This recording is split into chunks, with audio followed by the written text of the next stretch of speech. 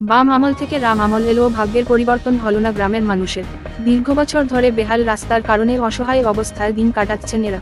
নাগরিক জীবনের মৌলিক পরিষেবা থেকে বঞ্চিত গ্রামের সাধারণ মানুষ। ঘটনা ধর্মনগর মহকুমার অন্তর্গত কদমতলা ব্লকের অধীন কুর্তি গ্রাম পঞ্চায়েতের 4 এবং 6 নম্বর ওয়ার্ডে। এই গ্রামের মানুষ গ্রামীণ 500 মিটার রাস্তা সংস্কারের দাবি জানিয়ে আসছিলেন দীর্ঘ বছর ধরে। অভিযোগ তাদের দিকে গ্রামের প্রধান থেকে শুরু করে এলাকার বিধায়ক কেউই ফিরে তাকায়নি।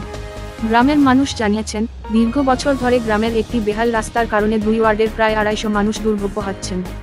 গ্রামের মানুষ এই রাস্তা সংস্কারের দাবি জানিয়ে আসলেও প্রতিশ্রুতি ছাড়া কিছুই জোটেনি তাদের কপালে।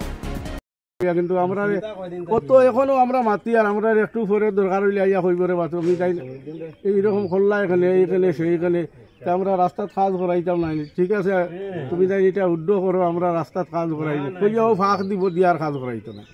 ওইলা যার আমরা ঠকি ঠকি 5 বছর 7 বছর হইয়া আছে খালি কইলে ওই দিব